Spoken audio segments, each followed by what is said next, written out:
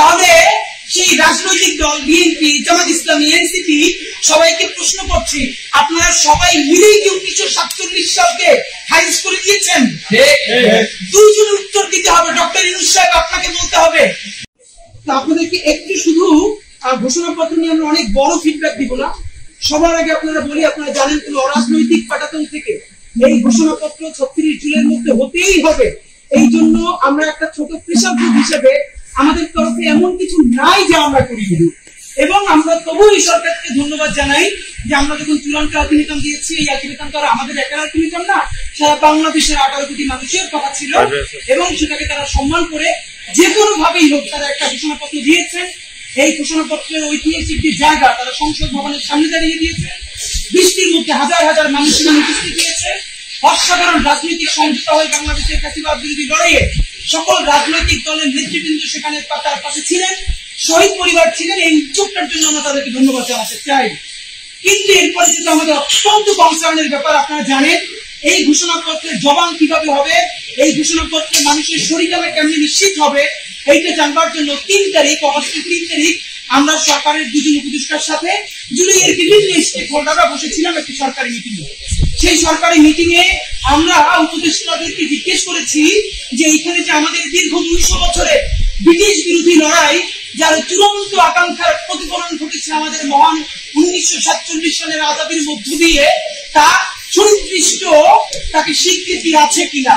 আমাদেরকে উপদেষ্টারা বলেছেন যে হ্যাঁ, ব্রিটিশ বিরোধী লড়াই থেকে শুরু করে সমস্ত সিগনিফিকেন্ট ইস্যুর স্বীকৃতি আছে, এবং তারা আমাদেরকে নিশ্চিত করেছেন। আমরা হতাশ হয়েছি, আমরা বলতে চাই না, বলতে খারাপ লাগে যে উপদেষ্টারা আমাদের সাথে মিথ্যা বলেছেন। আমরা ড্রাফট দেখতে চেয়েছিলাম, তারা বলেছে বিশেষ কারণেই যাতে আমরা ড্রাফটটা না দেখি, তারা আমরা যেন ট্রাস্ট করি। আমরা আজকে আপনাদের সামনে বলতে চাই, প্রধান উপদেষ্টা সেদিনকে বক্তৃতাটা আমরা অন্যভাবে বারবার দেখেছি। আপনাকে প্রধান উপদেষ্টা মহোদয়, আপনি কিভাবে দা ওয়ে ইউ টক, আপনার বডি ল্যাঙ্গুয়েজ, আপনি কোনটা স্পন্টেনিয়াসলি বলেন, কোনটা ইম্পোজ, সেটা বোঝা যায় আপনার কথায়। পুরো যে বক্তৃতাটা, যে স্টেটমেন্টটা, যে ঘোষণাপত্রটা আপনি করেছেন, এইখানে আমরা আমাদের ডক্টর ইউনূসকে পাই নাই। আপনাকে মনে হয়েছে যে রাজনৈতিক দলগুলো সবাই মিলে লিখে দিয়ে আপনাকে দিয়ে করিয়ে নিয়েছে, কারণ আপনার যে স্পন্টেনিয়াস রিডিং, আপনি যেভাবে কথা বলেন, যে আর্টিফিশিয়াল কোন আর্টিকুলেশন ছাড়া কথা বলেন, আমরা সেটা পাই নাই। আমার মনে হয়েছে, আমাদের মনে হয়েছে আপনি পড়ে শেষ করতে পারলেই বাঁচেন। আপনাদেরকে প্রথমে বলতে চাই, এই যে রাজনৈতিক দলগুলো আছে, আপনারা তো এই ঘোষণাপত্র বারবার দেখেছেন। সরকারের কয়েকটা অংশজন আমাদেরকে বলেছে যে বড় 2-1টা রাজনৈতিক দল তারা এই ঘোষণাপত্রের ওয়ার্ডিং এখান থেকে একটু চেঞ্জ হয়ে গেলে তারা এই প্রোগ্রামে অংশগ্রহণ করবে না। তাহলে সেই রাজনৈতিক দল বিএনপি, জামাত ইসলামী, এনসিপি সবাইকে প্রশ্ন করছি, আপনারা সবাই মিলেই কি 1947 সালকে খারিজ করে দিয়েছেন? দুইজনের উত্তর দিতে হবে। ডক্টর ইউনূস সাহেব, আপনাকে বলতে হবে। দীর্ঘ 200 বছরের লড়াই, সেই 200 বছরের কতগুলো ইভেন্ট, সেই পলাশী থেকে শুরু করে আমাদের সেই সিপাহী বিপ্লব, এরপর আমাদের কত কর্তব্য, আমাদের কত জীবন, আমাদের পূর্বপুরুষ গাছের সাথে ফাঁসিতে ঝুলেছে এই আজাদির জন্য। আমাদের মঙ্গল পান্ডেরা, হাজী শরীয়তুল্লাহ, আমাদের তিতুমির, আবিন্দের রজবাড়ি, তাদের রক্ত ঝরেছে। তার স্বীকৃতি আপনারা এখানে শুরু করেছেন শুধু এটা বলে যে যেহেতু উপনিবেশবাদী লড়াইয়ের সুদীর্ঘকালের ধারাবাহিকতা, এই যে উপনিবেশবাদী সুদীর্ঘকালের লড়াইয়ের সুদীর্ঘকালের ধারাবাহিকতা, এই ধারাবাহিকতা থেকে যে একটা রাষ্ট্র বাসনার প্রথম অর্জন আমাদের 1947, সেই 47-এর কে বিরোধিতা করেছে? সে মুজিব করেছে। 71-এর যারা আমাদের হিরো, তারাও কি 1947 সালে রাষ্ট্রের কেউ বিরোধিতা করেছে?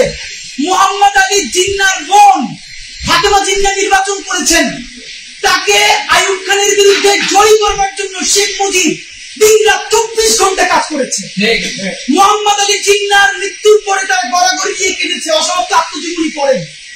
তাহলে এই যে বাঙালি জাতীয়তাবাদের ন্যারেটিভ, যেই বাঙালি জাতীয়তাবাদ গল্প শুরু করে 71 থেকে এর আগে 200 বছরের কোন লড়াই নাই, যেই বাঙালি জাতীয়তাবাদ বলে যেখানে পাহাড়ি, বিহারি, বাঙালি, হিন্দু, মুসলিম, বৌদ্ধ, খ্রিস্টান সবাই মিলে বাঙালি হয়ে যাবে, এখানে আর কোন জাতিসত্তার আর কোন পরিচয় নাই। এই যে জাতিবাদী রাজনীতি, সবাইকে বাঙালি করে তোলা, সেই বাঙালি করে তোলবার সর্বনিকৃষ্ট ফলাফল হয়েছে শাহবাগের জঘন্যতম মব। সেই শাহবাগের জঘন্যতম মব দিয়ে এই বাঙালি জাতীয়তাবাদের নামে আমাদের দেশে বিচারিক হত্যাকাণ্ডকে সব থেকে বড় বড় লেজিটিমেসি দেওয়া হয়েছে। অদ্ভুত, আমরা কি দেখলাম আমাদের এই ঘোষণাপত্রে সেই যে বাঙালি জাতীয়তাবাদের বয়ান তারই মনে হয় যেন একটা কন্টিনিউশন করা হয়েছে।